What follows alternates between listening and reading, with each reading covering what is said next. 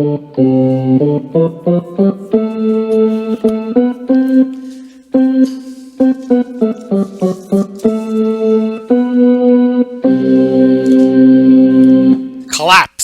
American Silver Eagle sales fall for the third month in a row. American Silver Eagle sales continue to crumble in August. The U.S. Mint is reporting that sales of American Silver Eagles in August dropped 74% from 4,935,000 sold last year in August to just 1,280,000 sold this August. This marked the third month in a row that American Silver Eagle sales has fallen. Year to date, American Silver Eagle coins sales are at 28,900,000, which is about 10.4% lower than last year's record pace of 32,250,000 through August 2015. So it looks like there will not be another American Silver Eagle record this year unless sales pick up dramatically in the final 4 months. You can see here a chart of American Silver Eagle sales, very robust at the beginning part of the year. In January, almost 6 million. February, a record February at 4.7 million. March was strong at 4.1. Another 4 million sold in April, 4.4 sold in May, and then we start to decline to 2.8 million in June, 1.37 in July, and all the way down to 1.28 million in August. Now, what's causing the decline? One can speculate. The rise in the price of silver caused some veteran silver stackers to stop buying. It may have also drawn some of the stacker money into mining shares, as mining shares went up at a much higher rate than the price of silver. Also, new entrants into the market tend to go into the paper, and also institutional investors tend to, when they get attracted to silver, they may buy silver futures contracts or buy silver ETFs or the mining shares. But as you can see here, there's been a dramatic drop off. Part of that reason is that U.S. Mint authorized purchasers did stock up on American Silver Eagles in the first 6 months because they were allowed to. The U.S. Mint had rationed their sales to 1 million a week, and the authorized purchasers bought them. They wanted to make sure that they would not be caught off guard like they were last summer when sales skyrocketed and they were caught without any American Silver Eagles, and they had basically a shortage.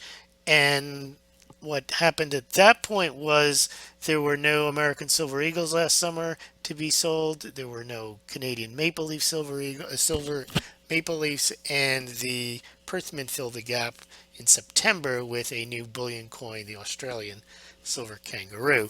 So the authorized purchasers bought all of these that you see here, but they weren't really selling them all, because if they were, they'd still be replacing them at the same rate. So the silver sales on the retail level this year have not really equaled the voracious buying of the authorized purchasers. As you can see, last month was not an anomaly where they kind of slowed their purchases. The retail sales went up, and now the authorized purchasers would have to step back into the market and replenish their inventory. Didn't happen in August. We'll see what happens in September.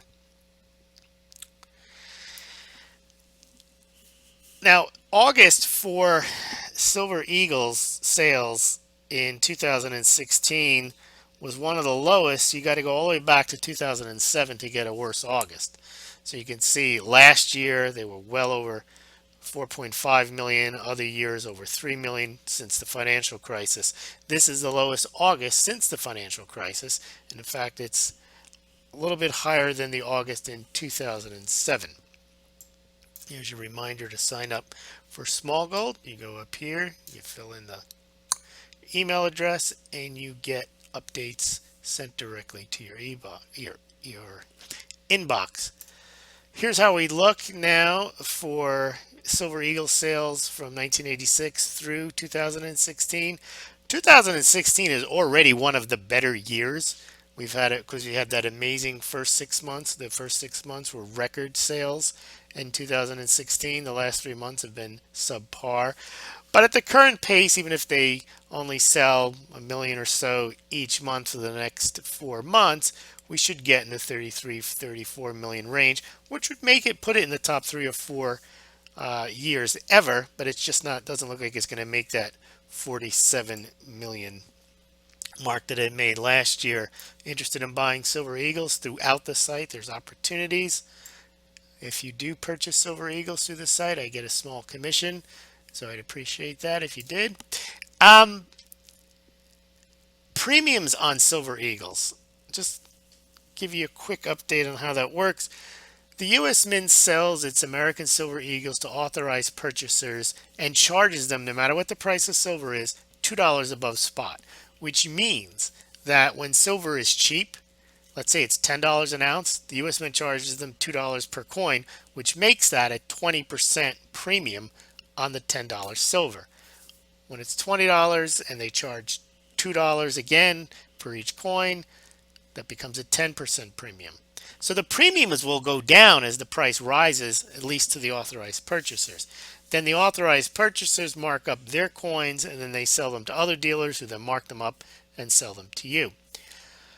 What's happened with premiums, as you can see, we were talking about earlier, when the Silver Eagles kind of ran out last summer, the premiums went up because the dealers didn't have that many and they were able to, in a sense, gouge the people who had to have their Silver Eagles, and premiums went up to about 50%. As you can see, they've come straight down. Now there's a glut in the market of American Silver Eagles. They're basically, if you buy a lot of them from a dealer, this is APMEX, they will charge you 13% over spot, which means basically it's not much more than they paid, because they are an authorized purchasers, that they paid the U.S. Mint. So you're paying a little over $2 a coin when you buy multi-coins over 500 coins.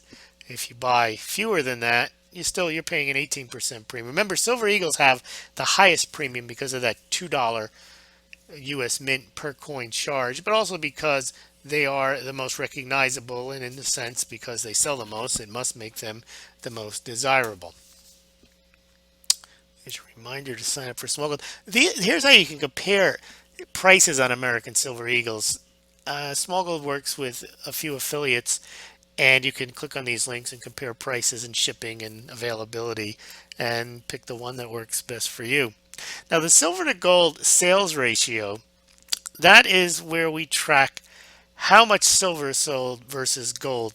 Distinguish that from the price of gold versus the price of silver. So in recent years, the U.S. Mint, the Perth Mint, the Canadian Mints, all mints have been selling tremendous amounts more of silver than gold. That only started to shift. As you can see here, it went up to about 105 ounces to 1 ounce of gold in 2014. 2015 was about 75. The first 6 months of this year, silver sales were taking off, but gold was moving up too. The silver to gold sales ratio was about 64 to 1. What happened this month, however, because the U.S. Mint only sold 1.28 million, and preview for tomorrow's blog post, which if you sign up at Small Gold, you will get the U.S. Mint gold sales and analysis. The silver to gold sales ratio is down to 25 to 1. That's the lowest it's been since 2008, 2009, 2010. But you could see when silver was really cheap, people loaded up on it. They didn't buy as much gold. Gold sales now have picked up this year, and silver sales at this point of the year have started to decline. Now, the gold silver ratio. It's been a strange year. The gold silver ratio opened up earlier in the year over 80 to 1, which means it took 80 ounces of silver to buy just 1 ounce of gold. That number steadily declined during the year, got as low as the 60s in July.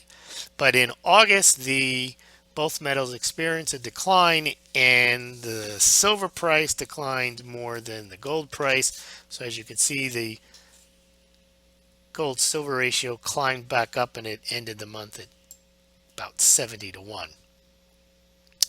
That's about it. Till tomorrow, we'll release the